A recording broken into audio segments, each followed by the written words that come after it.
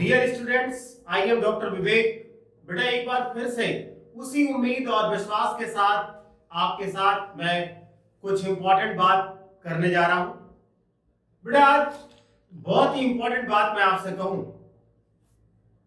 तो एक बात आप बहुत कंफर्म समझना, एक पॉजिटिव सोच रखने वाला इंसान हर एक प्रॉब्लम्स में सॉल्यूशन ढूंढता है और उसे मिल भी जाता है। लेकिन एक नेगेटिव सोच रखने वाला इंसान हर सॉल्यूशंस का प्रॉब्लम ढूंढता है। डिफरेंस आप समझना, जिसकी सोच पॉजिटिव है वो प्रॉब्लम्स का सॉल्यूशन ढूंढता है और जिसकी सोच नेगेटिव है वो सॉल्यूशंस का भी प्रॉब्लम सोचता है कि उस सॉल्यूशन में उसे लगता है कोई ना कोई प्रॉब्लम है। इसलिए बेटा मैं आपसे हमेशा यही कहता हूं, पॉजिटिव सोचिए, पॉजिटिव लोगों के यानी जो पॉजिटिव सोच के लोग हैं उनके से बात करें, उनके साथ रहें। कभी भी नेगेटिविटी को अपने अंदर मत आने दीजिए, सफलता आपके कदम चूम लेगी। बेटा अब आज के इस लेक्चर में हम जो टॉपिक आपसे डिस्कस करने जा रहे हैं बहुत ही इंपॉर्टेंट टॉपिक है। प्रीवियस लेक्चर में हमने आपसे methods of valuation of goodwill की थ्योरी डिस्कस की थी और हमने आपसे कहा था जो डाउट्स आपके रह जाएंगे उसके लिए आप चिंता एकदम ना करो, न्यूमेरिकल्स में हम उन डाउट्स को क्लियर कर देंगे। बेटा उसी प्यार आपके और विश्वास और भरोसे के साथ आज हम उसमें से एक मेथड जो आपका फर्स्ट मेथड था एवरेज प्रॉफिट मेथड में सिंपल एवरेज प्रॉफिट, उसके क्वेश्चंस हम आज आपसे डिस्कस करेंगे। बेटा गुडविल का ये फर्स्ट क्वेश्चन है, बहुत क्लियर आप समझना, एक एक पॉइंट मैं आपसे डिस्कस करूंगा जिससे आपको हम बहुत अच्छा समझा ले जाएं। इट मींस आपकी जितनी उम्मीद है उस उम्मीद से भी अच्छा बताने की मैं पूरी कोशिश आपके लिए करूंगा। बेटा ये फर्स्ट क्वेश्चन गुडविल का है, the goodwill of a firm is valued at 4 years purchase of average profit of last 5 years. The profit of the last 5 years were rupees this और calculate the amount of goodwill। बेटा ये question दिया है, इसमें मैं आपको एक एक पॉइंट डिस्कस कर रहा हूं। बेटा बहुत सही से आप समझ लो, क्या है calculate the amount of goodwill. तो बेटा एक बात आप यहां ये समझ लो, कैसे कह रहा है calculate the amount of goodwill means ये जो गुडविल जब आप फाइंड करोगे तो जो गुडविल आएगी वो आपकी फर्म्स गुडविल होगी। आप फर्म गुडविल का मतलब ये कह सकते हो कि whole amount of goodwill means ये हुआ कि जो गुडविल कैलकुलेट होके आती है, जैसे लिखा है ना calculate the amount of goodwill, तो इसका मतलब ये जो गुडविल आ रही है ये फर्म की गुडविल है। Suppose A B C partner है तो मींस जो ये गुडविल आएगी ना वो ए बी सी तीनों की गुडविल है। मींस ये कि ये फर्म की गुडविल है, किसी इंडिविजुअल पार्टनर की गुडविल नहीं है। तो एक बात आपको कंफर्म हो चुका होगा कि calculate the amount of goodwill, इसका मतलब जब भी ऐसे क्वेश्चन देगा मींस आप फर्म की गुडविल कैलकुलेट करोगे। एक पॉइंट ये था बेटा, अब आप समझो। कह रहा the goodwill of a firm is valued at 4 years purchase of average profit of last 5 years। बेटा इतने में मीनिंग आप समझना, क्वेश्चंस यहां समझना। कह रहा है average profits of last 5 years means आपको एवरेज प्रॉफिट कैलकुलेट करनी है लास्ट 5 years की। एक पॉइंट तो ये, और जो ये कह रहा है 4 year परचेज, आपको याद होगा गुडविल का फार्मूला बेटा मैंने आपको लिखाया है, goodwill equal average profit into number of purchase years या नंबर ऑफ ईयर्स परचेज, ये भी आप कह सकते हैं। तो एवरेज प्रॉफिट हम फाइंड कर लेंगे और फिर नंबर ऑफ ईयर्स परचेज में जो नंबर लिखे जाएंगे वो नंबर आपका 4 होगा। इस क्वेश्चन का मतलब इतना है। अब बेटा हम आते हैं इस प्रॉफिट पे, देखते हैं कि क्या चीज है कैसे नहीं। बेटा एक चीज मैं आपको बहुत क्लियर और भी कर दूं, जिस फिगर के साथ ब्रैकेट लगा हो यानी ये ब्रैकेट शो हो रहा है तो इसका मतलब ये हुआ कि ये फिगर प्रॉफिट की नहीं है, ये फिगर लॉस की है। बेटा एक ट्रेंड से भी है कि हम प्रॉफिट को वर्ड लिखें, लॉस लिखें। एक तरीका ये भी है कि जैसे प्रॉफिट शीटिंग दी गई है तो उसके अंदर जो फिगर ब्रैकेट में कर दी गई है वो लॉस को डिनोट करेगी। तो एक बात और हो गया कि जो ये फिगर है वो लॉस है। 2014 और 15 में 3 लाख रुपीस का लॉस है और फर्स्ट ईयर में 2 लाख की प्रॉफिट है और बाकी ईयर्स में ये सारी फिगर प्रॉफिट की है। तो पहले तो ये कंफर्म हुआ कि इन 5 ईयर्स में 4 ईयर्स प्रॉफिट का दिया है और 1 ईयर आपको लॉस का दिया है। अब बेटा 2 पॉइंट्स यानी 2 ईयर्स ऐसे हैं जिनके साथ कोई एडजस्टमेंट कह रहा है। तो एडजस्टमेंट समझ लें हम लोग क्या कह रहा है इंक्लूडिंग एन एबनॉर्मल गेन। बेटा abnormal gain, abnormal profit, abnormal income का सेंस है ऐसी कोई भी इनकम जो रेगुलर बेसिस पर नहीं है। और आपको याद होगा हमने आपसे कहा था कि जो प्रॉफिट हम लेते हैं वो प्रॉफिट नॉर्मल प्रॉफिट लेते हैं। नॉर्मल प्रॉफिट का मतलब जिसकी अकरिंग रेगुलर होती रहे, थ्रू आउट द ईयर होती रहे, ईयर टू ईयर होती रहे। ऐसा नहीं आज हुआ 10 साल बाद फिर प्रॉफिट हुई, या ऐसी प्रॉफिट जो बिजनेस की रेगुलर एक्टिविटी से बिलोंग नहीं करती उसे भी हम लोग एबनॉर्मल गेन या एबनॉर्मल प्रॉफिट कहते हैं। तो हमें नॉर्मल प्रॉफिट चाहिए। तो बेटा जब आपको नॉर्मल प्रॉफिट चाहिए, क्वेश्चन कह रहा है इस प्रॉफिट में 50,000 का एबनॉर्मल गेन भी इंक्लूड है। तो बेटा इजी वे इसका है, मतलब तरीका यही है, एडजस्ट करेंगे हम इस 4,50,000 में से एबनॉर्मल गेन का 50,000 डिडक्ट कर देंगे, माइनस कर देंगे, घटा देंगे, हटा देंगे। मतलब इसका इंपैक्ट क्या पड़ेगा? तब 4,50,000 से जब 50,000 हट जाएगा तो आपका 4 लाख बचेगा। मींस 2015 और 16 की जो नॉर्मल प्रॉफिट है वो 4,50,000 नहीं है, वो 4 लाख रुपीस है। अब बेटा 2016 और 17 पर हम आते हैं। 3,50,000 की प्रॉफिट है after charging N abnormal loss ₹90,000।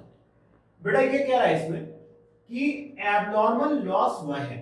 तो बेटा एबनॉर्मल लॉस का भी मतलब वही कि ऐसा कोई भी लॉस जो थ्रू आउट द ईयर ना होता हो, मींस बिजनेस की रेगुलर एक्टिविटी से बिलोंग ना करता हो, जैसे लॉस बाय फायर हो गया, लॉस बाय थेफ्ट हो गया, ऐसी कोई भी एक्टिविटी जो है वो लॉस यानी एबनॉर्मल लॉस में आता है। बेटा एबनॉर्मल लॉस हो जाने से हमारी प्रॉफिट कम हो गई होगी, तो हम अपनी करेक्ट प्रॉफिट जानने के लिए एबनॉर्मल लॉस को ऐड कर देंगे। तो 3,50,000 में आप प्लस करेंगे 90,000 को, तो ये हो जाएगा 4,40,000। तो बेटा अब देखो प्रॉफिट करेक्ट हो चुकी कैसे? फर्स्ट ईयर का 2 लाख रुपीस प्रॉफिट है, कोई एडजस्टमेंट नहीं था। सेकेंड ईयर में 3 लाख रुपीस का लॉस था। सेकेंड यानी थर्ड और फोर्थ ईयर में कैसे एडजस्टमेंट करना था वो मैंने आपको बता दिया। और फिफ्थ ईयर में 2,60,000 की प्रॉफिट है। बेटा ये जो एडजस्टमेंट है आप इसको फिर से समझ लो। अब जब हम इसको कंसीडर करेंगे तो ये 4,50,000 नहीं होगा। अब ये आपका बचेगा 4 लाख, क्योंकि 4,50,000 से आप 50,000 को डिडक्ट कर देंगे। फिर बेटा ये 3,50,000 भी अब नहीं रह जाएगा। आप 3,50,000 में 90,000 ऐड करेंगे तो ये आ जाएगा 4,40,000।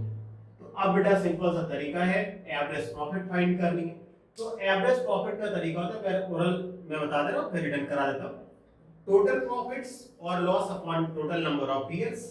तो first year, second year, third year, fourth year, यानी 4 इयर्स में प्रॉफिट हुई है और 1 ईयर में लॉस हुआ है। तो बेटा प्रॉफिट को हम एक साथ ऐड कर लें, लॉस उससे डिवाइड कर दें, मतलब लॉस को माइनस कर दें। लेकिन बेटा एक बात ध्यान रखना, प्रॉफिट हो या लॉस हो वो अपने आप में 1 ईयर तो था ही। तो जब हमें टोटल प्रॉफिट मिलेगी तो उसे हम 4 से डिवाइड नहीं करेंगे, उसे हम 5 से डिवाइड करेंगे। रीजन क्या है? क्योंकि 1 2 3 4 5 और क्वेश्चन भी का है average profit of last 5 years. तो प्रॉफिट हुई या लॉस हुआ ये अपने आप में 1 ईयर तो था ही। अब बेटा हम इस क्वेश्चंस का न्यूमेरिकल जो है सॉल्व करके आपको दिखाते हैं। बेटा average profit equal total profit upon total number of years. First year की प्रॉफिट 2 लाख की थी, थर्ड ईयर का 4,00,000 रुपीस कैसे आया ये हमने आपको वहीं एडजस्ट करके बता दिया। फोर्थ ईयर का 4,40,000, फिफ्थ ईयर का 2,60,000। बेटा सेकेंड ईयर में लॉस था तो हमने लॉस को माइनस करना था, इसलिए हम कॉर्नर पे लिख दिया, मींस है तो वही चीज। अब बेटा आप इन 4 इयर्स को ऐड करिए तो ये आपका 13 लाख आएगा। जब आप 3 लाख को माइनस करेंगे तो 13 से 3 माइनस करेंगे तो 10 लाख आएगा, तो बेटा ये 10 लाख हुआ। अब आप 5 से डिवाइड कर दो तो 10 लाख अपॉन 5 करेंगे तो ये 2 लाख रुपीस आएगा। और बेटा ये 2 लाख रुपीस ही आपका इस क्वेश्चन में एवरेज प्रॉफिट है। बेटा गुडविल का फार्मूला होता है average profit into number of purchase years लिखिए या नंबर ऑफ ईयर्स परचेज लिखिए, दोनों सही है। तो ये 2 लाख रुपीस इनटू 4, और ये 4 कैसे आया, क्वेश्चन जहां लिखा गया था एकदम फर्स्ट टाइम में लिखा था नंबर ऑफ ईयर्स परचेज 4, तो बेटा 2 लाख इनटू 4 आप करोगे तो ये 8 लाख रुपीस आएगा। तो ये इस क्वेश्चन का जो पूछा गया था calculate the amount of goodwill या वैल्यू ऑफ गुडविल, तो वैल्यू ऑफ गुडविल जो है वो 8 लाख रुपीस है। बेटा एक बात मैं फिर से आपसे कह दूं, ये जो 8 लाख रुपीस आया है ये 8 लाख रुपीस फर्म की गुडविल है, मींस किसी इंडिविजुअल पार्टनर की गुडविल नहीं है। तो जब हम कैलकुलेट करते हैं यानी इस फार्मूले से तो जो गुडविल मिलती है वो फर्म की गुडविल। अब नेक्स्ट क्वेश्चन आते हैं। बेटा ये सेकंड क्वेश्चन उसी टॉपिक का है, इसमें देखिए लास्ट में पहले हम लाइन पढ़ लें फिर एक बात हम कंफर्म करेंगे। क्वेश्चन बड़ा है बट इजी क्वेश्चन है बेटा। देखो क्या रहा है, calculate the value of goodwill, ये लाइन दिया calculate the value of goodwill. It means जो भी अमाउंट गुडविल की आएगी, अभी तो खैर कुछ पता नहीं, ये वो अमाउंट फर्म्स गुडविल होगी। फर्म्स गुडविल का मतलब वो टोटल गुडविल की अमाउंट होगी जो आप यहां कैलकुलेट करके आपको मिलेगा। अब क्वेश्चन देख ले क्या कह रहा है। बेटा क्या है, A B and C are partners in a firm sharing profit loss, in this ratio they decide to take B into partnership for 1/4 share on this date। बेटा जो यहां से यहां तक की लाइन दी है ना उससे हम लोग का कोई मतलब ही नहीं है, उसका रीजन डाल। क्वेश्चन कह रहा है calculate the value of goodwill, यार हम लोगों को केवल फर्म की गुडविल कैलकुलेट कर देनी है, कौन पार्टनर के लिए आ रहा है कौन नहीं आ रहा, क्या मतलब। तो इसका मतलब ये हो गया कि क्वेश्चन में यहां से लेके और यहां तक की जो लाइन दी गई है उसका हम लोगों को अभी कोई मतलब नहीं है, आगे होगा तो बताया जाएगा। अब बेटा कह रहा है goodwill is to be valuated at 3 times, यहां ध्यान दो आप, कह रहा है goodwill is to be valuated at 3 times, means number of purchase years या नंबर ऑफ ईयर्स परचेज जो आप नोट करोगे वो 3 होगा। अब क्या कह रहा है, average annual profits of the previous 4 और 5 इयर्स, मतलब ये है 4 और 5 years which ever is higher. बेटा ये देखना क्वेश्चन अच्छा है, बढ़िया समझ में आएगा। देखो इसको मैं बहुत इजी वे में आपको बता दूं, तो क्वेश्चन ये कह रहा है कि आप एक बार 5 इयर्स का एवरेज निकाल लें और एक बार प्रीवियस 4 इयर्स का एवरेज निकाल लो। फिर से आप समझ लो बेटा, पहले जो एवरेज निकलेगा वो 5 इयर्स का निकलेगा, मींस एक बार एवरेज 5 इयर्स का निकलेगा, और एक बार एवरेज प्रीवियस 4 इयर्स का निकलेगा, तो मींस आपके पास 2 एवरेज प्रॉफिट हो जाएगी। क्वेश्चन क्या है, व्हिच एवर इज हायर, जो दोनों में ज्यादा हो, मींस अगर 4 इयर्स का एवरेज ज्यादा है तो गुडविल उस पे सॉल्व कर दीजिए, और अगर 5 इयर्स का एवरेज ज्यादा है तो गुडविल उस पे सॉल्व कर दीजिए। मींस बेटा इस क्वेश्चन में केवल हम लोगों का काम इतना बड़ा है कि एवरेज प्रॉफिट को 2 बार फाइंड करना है, एक बार 5 इयर्स का एवरेज और एक बार प्रीवियस 4 इयर्स का एवरेज। बेटा एक बात आप और सुनो, इस क्वेश्चन में प्रीवियस 4 इयर्स बोला है ना, तो देखो ये जो प्रॉफिट दिए ना 1 2 3 4 5, तो एक बात ध्यान देना, प्रीवियस 4 जब निकालेंगे ना तो ऊपर से नहीं गिनती करेंगे, रीजन क्या है, ऊपर से काउंट करोगे ना 1 2 3 4, तब तो फर्स्ट 4 इयर्स होगा, वो फर्स्ट 4 नहीं कह रहा, प्रीवियस 4 इयर्स, तो मींस बैक साइड से आप काउंट करोगे, तो ये 1 2 3 4, तो कहने का सेंस हो गया एक बार जो एवरेज निकलेगा वो इस 4 इयर्स का निकलेगा और एक बार जो एवरेज निकलेगा वो इस 5 इयर्स का निकलेगा। अब बेटा एवरेज हम लोग फाइंड कर लेते हैं, फिर दोनों में कह रहा है जो एवरेज ज्यादा हो उस पे आप गुडविल कैलकुलेट कर दो। तो बेटा हम आपको एक एक करके बताते हैं, पहले एवरेज फाइंड करा देते हैं, फिर उसके बाद हम आपको बताते हैं कि इससे गुडविल कैसे कैलकुलेट की जाएगी। तो अब आप इसका सॉल्यूशन देखो। बेटा एवरेज प्रॉफिट का फार्मूला है total profits upon total number of years. बेटा एक बात आपको बताऊं, इस क्वेश्चन में आपको 2 बार एवरेज प्रॉफिट फाइंड करनी है। क्वेश्चन में ये बताया गया है कि 4 इयर्स का एवरेज और 5 इयर्स का एवरेज जो आप प्रॉफिट फाइंड करोगे, उन दोनों में जो वैल्यू हायर होगी उस पर हम लोग कैलकुलेशंस करेंगे। इसलिए 2 बार एवरेज प्रॉफिट फाइंड करना था इसमें बेटा। तो प्रीवियस 4 इयर्स एवरेज प्रॉफिट, बेटा ये प्रॉफिट 4 इयर्स की डिवाइड बाय 4, 5,80,000 डिवाइड बाय 4 1,45,000 है। फिर 5 इयर्स एवरेज प्रॉफिट 7,10,000 टोटल हुआ अपॉन 5 1,42,000। बेटा क्वेश्चन यही तो कह रहा था, दोनों के एवरेज में जो हायर हो।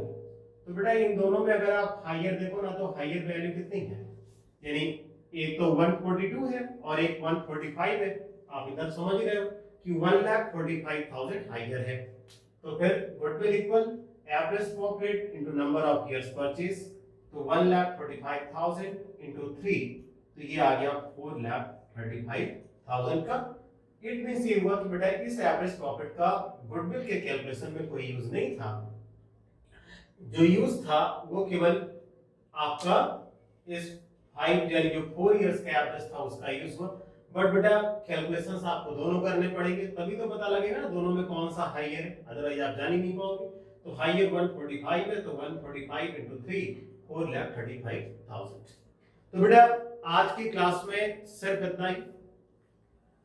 आप इससे बेसिस यानी ये जो इससे जितना 2 क्वेश्चन बताए, इससे रिलेट करने वाले जो क्वेश्चंस होंगे आपके पास कहीं से भी होंगे, आप उन्हें अच्छे से सॉल्व करिएगा।